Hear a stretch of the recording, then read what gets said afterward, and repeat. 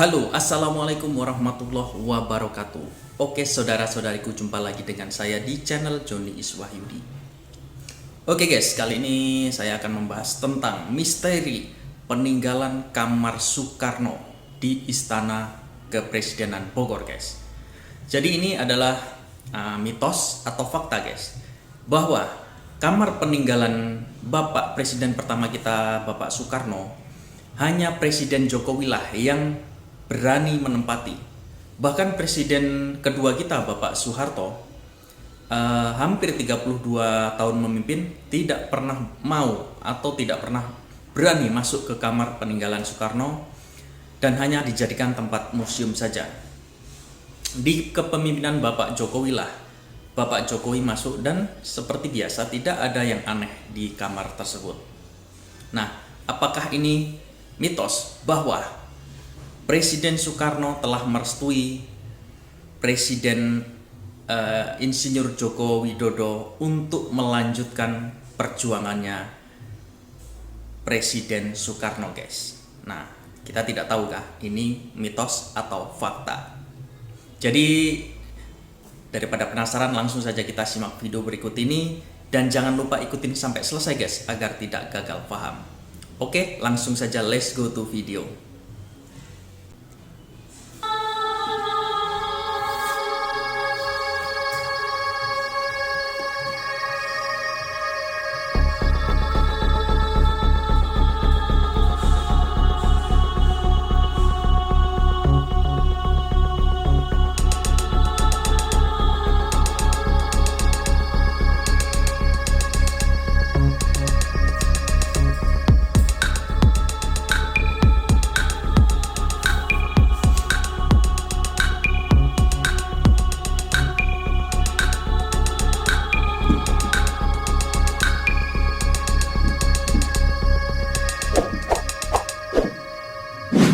Tarik napas guys.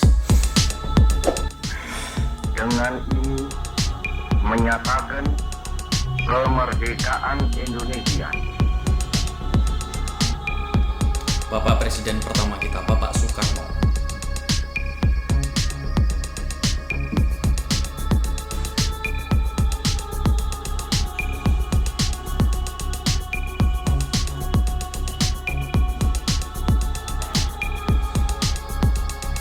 Sudah tidak bisa dipungkiri lagi kalau tempat bersejarah lekat dengan hal-hal mistis. Contohnya seperti beberapa kamar yang pernah didiami oleh Bung Karno, Presiden pertama Republik Indonesia. Masing-masing memiliki cerita seram yang sudah populer sejak zaman dahulu kala. Lantas, kamar sajakah yang dimaksud?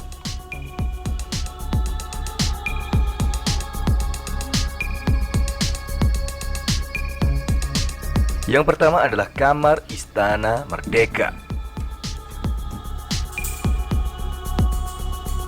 Tempat yang pertama yang mengandung nuansa mistis adalah kamar di Istana Merdeka. Konon katanya kamar tersebut menyajikan suasana yang sungguh sangat menyeramkan setelah sepeninggal presiden pertama di Indonesia tersebut. Oleh karenanya, tidak ada satu presiden pun yang berani menempatinya selama menjabat. Bahkan, Bapak Soeharto yang menjabat selama 32 tahun pun memilih beristirahat di tempat lain dan menginginkan kamar tersebut untuk dimuseumkan. Dimuseumkan guys. Tetapi siapa sangka, presiden kita kali ini yaitu Joko Widodo pernah beristirahat di sana. Beliau pun mengaku bahwa selama di kamar itu dirinya tidak pernah diganggu oleh makhluk apapun. Dari sini, masyarakat pun berpendapat kalau Jokowi adalah sosok yang begitu berani dan diamanahi Republik ini oleh Insinyur Soekarno secara langsung.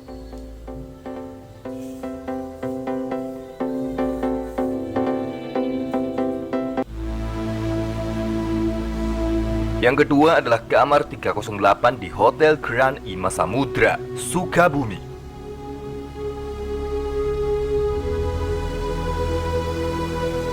Kamar yang dianggap penuh misteri dan pernah ditempati oleh Bung Karno yaitu kamar nomor 308 di Hotel Grand Ina Samudra, Sukabumi.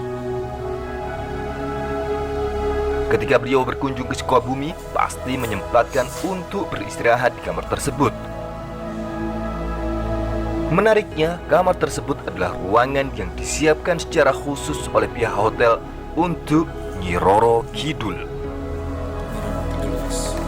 Di dalamnya didominasi warna hijau dan juga terdapat lukisan Nyai Roro Kidul dengan ukuran yang sangat besar. Nuansa mistis pun semakin terasa karena ada aroma dupa yang menyelimuti kamar ini. Meskipun begitu, kamar ini tidak pernah sepi pengunjung yang selalu penasaran ingin melihat isinya.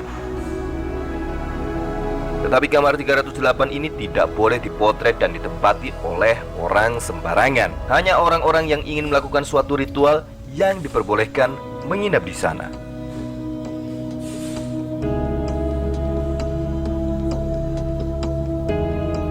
Kamar yang ketiga adalah kamar loji di Gandrung, Solo.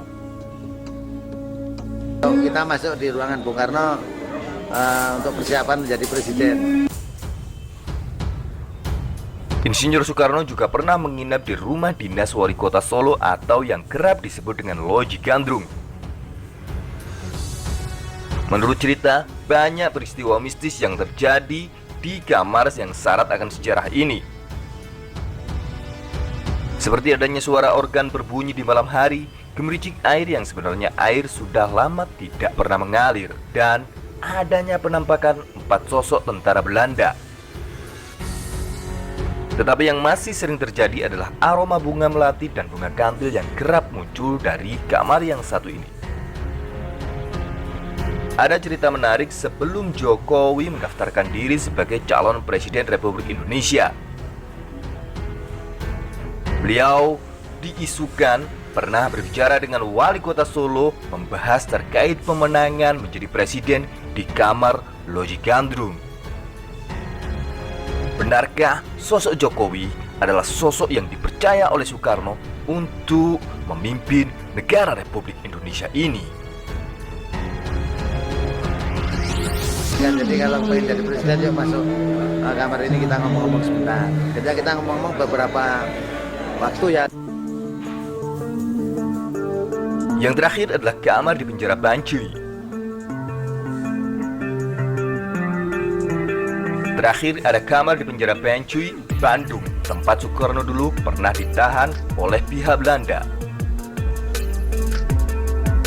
Tempat ini dianggap angker karena banyaknya pejuang Indonesia yang disiksa hingga merenggut nyawa di sana. Sampai akhirnya hal ini dikait-kaitkan dengan kejadian mistis yang ada di penjara tersebut.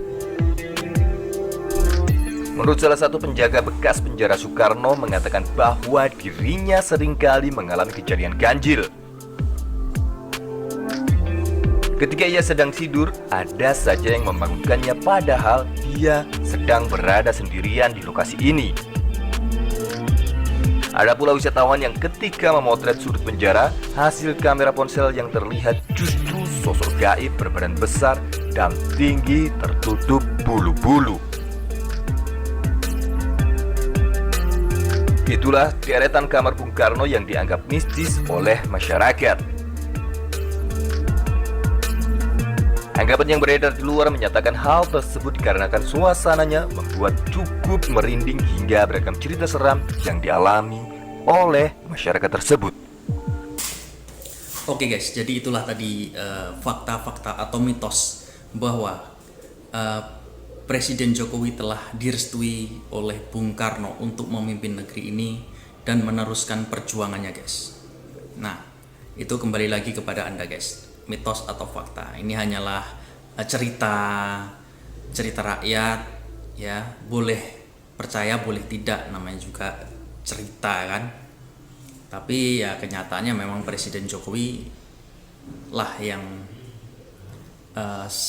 kurang lebihnya memperjuangkan penerusan dari Bung Karno, yaitu memindahkan ibu kota ke IKN. Nah, itu salah satunya guys. Oke guys, tadi itulah ada cuplikan video bahwa Presiden atau Jokowi telah mendapat restu dari Soekarno untuk memimpin negeri ini, negeri Indonesia tercinta kita, NKRI harga mati guys. Oke guys, jadi jangan sampai ada isu-isu pemecah belahan Indonesia ini, karena Soekarno dulu memperjuangkannya dengan mati-matian guys. Ditahan oleh Belanda, disiksa oleh Belanda, ya mungkin karena kita tidak tahu kan. Itulah perjuangan beliau untuk memerdekakan negeri ini, Indonesia. Jadi kita yang tidak bisa berbuat banyak, paling tidak jangan sampai memancing keonaran, jangan sampai memprovokasi saudara-saudara kita untuk saling menghujat, untuk saling merusak dan segala macam. Kita hidup sewajar-wajarnya saja guys, sebagai masyarakat. Yang penting kita berbuat baik kepada sesama, itu aja sudah cukup. Kalaupun kita tidak bisa berbuat lebih untuk negeri ini. Oke guys, terima kasih saya ucapkan yang sudah setia nonton di channel Johnny Iswahyudi. Jangan lupa dukungannya, yang belum subscribe, klik subscribe-nya guys, karena subscribe itu gratis. Dan yang sudah subscribe saya ucapkan terima kasih, semoga diberikan kemudahan, kelancaran dalam semua aktivitas dan dimurahkan rezekinya. Amin. Oke, jumpa lagi dengan saya di video berikutnya. Assalamualaikum warahmatullahi wabarakatuh.